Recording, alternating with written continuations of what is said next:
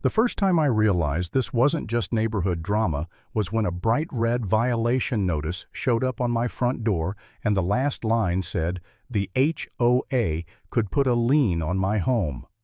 2 hours later, a tow truck rolled up like it owned the place, then parked sideways to block the only access road to my grandpa's field.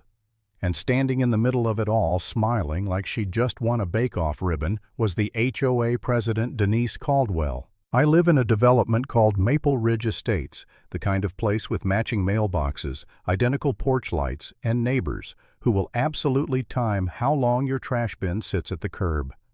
My house backs up to a stretch of land my family's owned forever. My grandpa Hank still uses it like he always has, cutting hay, storing equipment, keeping a fence line that's been there longer than half the residents have been alive. When the development went up, the builder made it sound like the open space behind the homes was scenic. That was it, scenic. Not community property, not a park, not an extension of someone's Pinterest vision board. Just land that happened to be visible if you craned your neck from a deck. Denise didn't crane her neck, she claimed it. She was the classic neighborhood enforcer type. Perfect hair, sharp tone, always holding a clipboard or a phone like it was a badge. The kind of woman who says we when she means me and for the community when she means because I want it. It started small, the way these things always do. A cheerful email blast to everyone in Maple Ridge, friendly reminder. The East Field is a shared recreational area. Please enjoy responsibly. Shared recreational area. I stared at that line like it was written in another language. I replied, polite at first, attached a photo of the posted no trespassing sign and the property boundary map my grandpa kept in a folder so old it still smelled like tobacco and paper. Denise replied back with one sentence, 1. That map is outdated. Ethan and the Homeowners Association has authority to maintain community spaces. Authority. Over my grandpa's field. Sure. The next Saturday I woke up to bass rattling my windows. Not like a car driving by like a mini concert had set up behind my house. I walked onto my back porch and my stomach dropped. 4 ATVs were parked in the field. Pop-up tents, folding tables, coolers. Someone was laying out food like they were catering a wedding. And the worst part wasn't even the setup. It was how comfortable they looked doing it, like they'd been given permission by God and the county. Denise was out there, hands on hips, directing traffic like an airport marshal. "Just angle them here," she said, pointing at the fence line. "Don't mess up the view for the photos." I marched down the path, trying not to look as angry as I felt because I already knew how this would play if anyone pulled out a phone. "Hey," I called out loud enough for everyone.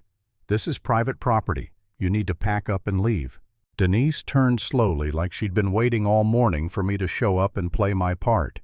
"Ethan," she said like my name tasted sour. "We're doing a community picnic. It's on the HOA calendar." "It's on my grandpa's land," I said, keeping my voice level. "You can't just decide that." She smiled, tight practiced. "It's open space. It benefits everyone. Don't be dramatic." One of her friends laughed and revved an ATV like punctuation. I called my grandpa, and he didn't even ask questions. He just went quiet for a second, then said, "I'm coming." By the time Grandpa Hank got there, the ATVs were already tearing up the edges of the field, carving tracks through grass he'd been tending like it was part of his body. He walked right past Denise without a word, straight toward the nearest ATV. Denise stepped in front of him.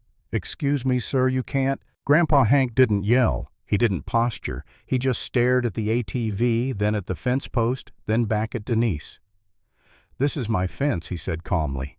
"And that's my field." Then he pulled a heavy chain lock from the bed of his truck like he'd planned for this exact kind of nonsense his whole life and looped it through the ATV frame and around the fence post. Click. Done. The reaction was immediate. People gasped like he'd pulled out a weapon. Denise's face turned the color of a stop sign. "You cannot do that," she snapped. "That's theft. That's illegal." Grandpa Hank shrugged. "Trespassing is illegal too." Denise whipped out her phone so fast I thought it might smoke. "I'm calling the police," she announced loud enough for everyone. "He's threatening us. He's holding property hostage." I almost laughed, and I hated myself for it because the situation was already ugly.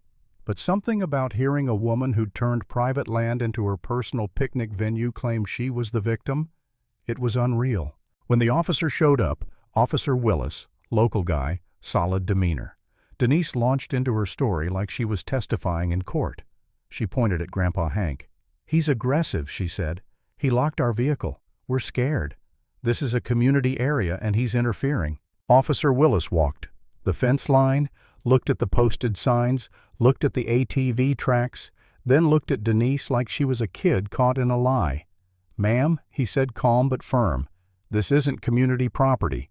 This is private land. You're trespassing." Denise blinked hard. "That's not what the Homeowners Association—" Officer Willis cut her off. "HOA doesn't override property law." The picnic dissolved fast after that. People started folding chairs with the energy of someone who suddenly remembered they left their oven on. And once everyone cleared out, Grandpa Hank unlocked the chain and tossed it back into his truck like it was just another tool. I thought that would be the end of it. It wasn't. 2 days later, the HOA came for me on paper, which is how Denise liked to fight. An official notice. Violation number 1, unauthorized fencing. Then another, violation number 2, hazardous behavior. Then another violation number 3, interference with community activity.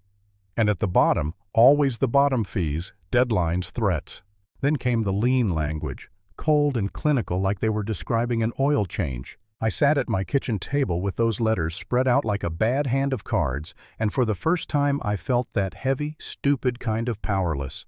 Not scared of Denise, exactly, more like tired. Tired of the idea that if she kept pushing long enough, I'd either pay up or shut up. I caught myself doing the math in my head. Lawyer fees, survey costs, time off work, and the worst thought, the one I didn't want to admit. Maybe it would have been easier to just let them have their stupid picnic for one afternoon. Maybe I'd made it bigger than it needed to be by standing my ground so hard. Then I pictured the ATV tracks cutting through the field again week after week, and Denise smiling while she claimed community rights over something my family had protected for generations. And that thought hit like a switch flipping. Number. If I backed down now, it wouldn't stop. It would turn into her normal. So I got practical. A neighbor named Mrs. Brooks, quiet lady, lives 2 doors down, caught me outside and handed me her phone. "I didn't like how she talked to your grandpa," she said. So I recorded. Her video showed Denise clear as day telling her friends, "Set up wherever you want. The HOA covers this area. If he complains, we'll fine him until he quits." I saved the video, backed it up twice, and started making calls. County zoning, the assessor's office. Anyone who could put an official stamp on the truth Denise kept trying to blur. A few days later, a county inspector named Cheryl Haskins came out with measuring equipment, took photos of the signage, the fence, the tire damage, and the boundary markers.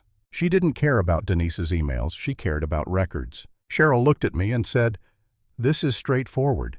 If the HOA is representing this land as community space, that's a problem."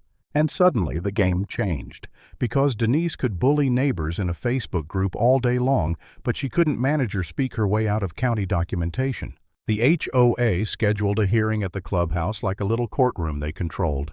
Denise sat up front with a smug expression, a stack of papers and a microphone that made her feel important. The room was packed, phones, raised whispers buzzing, everyone hungry for drama as long as it wasn't happening to them. Denise tapped the mic. "We are here to address repeated hostility from a resident interfering with community use of shared space," she said, slow and performative like she was narrating a documentary about herself. When it was my turn, I stood up with a folder so thick it looked like I was applying for a mortgage. I kept my voice steady, even though my heart was thumping. "This isn't shared space," I said. "It never was. It's private land. Here's the deed. Here's the county map. Here's the inspector report. And here's a video of you telling people the HOA covers land it doesn't own." Denise's smile twitched. I played the video. Denise's own voice filled the room, confident, dismissive, careless. A couple people shifted in their seats. Someone muttered, "Oh my God." Then the HOA's attorney, who looked like he'd rather be anywhere else, cleared his throat. "Madam President," he said, glancing at Denise, "the Homeowners Association has no jurisdiction over this parcel. These violations must be withdrawn immediately." You could feel the air change. Not dramatic, not cinematic, just that real uncomfortable moment when a bully realizes the room isn't on their side anymore. A board member leaned forward. "Denise," he asked, "what document did you use to call that field shared recreational area?" Denise opened her mouth, closed it, then tried to power through with attitude. "I was trying to improve the community," she snapped. "Some people here only care about themselves." But it didn't land. Not with the video, not with the county report, not with the attorney practically begging her to stop talking. The board called for a vote. Quick, clean, no speeches. Denise lost her position right there in the same chair she'd been using like a throne.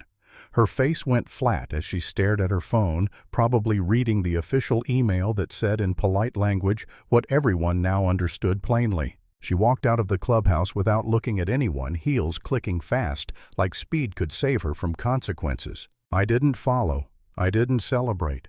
I just sat down, exhaled once, and let the quiet settle. Because the only thing louder than an HOA on a power trip is an HOA getting told no by the law. Lesson learned: paperwork beats entitlement every time.